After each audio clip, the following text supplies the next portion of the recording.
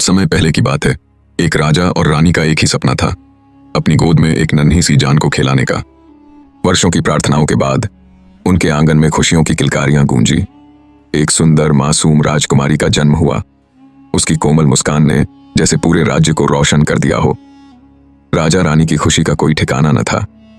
उन्होंने अपनी पुत्री के जन्म का उत्सव मनाने के लिए एक भव्य आयोजन किया और 7 परियों को आमंत्रित किया। परियां राजकुमारी को अपने आशीर्वाद में सुंदरता, बुद्धिमत्ता और अन्य अनेक गुण देने आईं। राजा और रानी भी इन आशीर्वादों से खूब खुश हुए।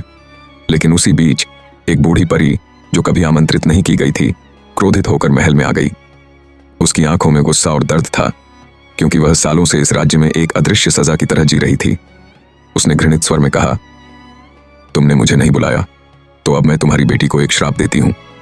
जब यह युवती होगी और चरखा चलाएगी तो इसकी उंगली में तकली चुभेगी और वह मर जाएगी। यह सुनते ही राजा और रानी के चेहरे से खुशियों का रंग उड़ गया। हर किसी की आंखों में डर और घबराहट समा गई। जब तक 7वीं परी अपनी बारी पर आई, वह सब कुछ बदल चुकी थी।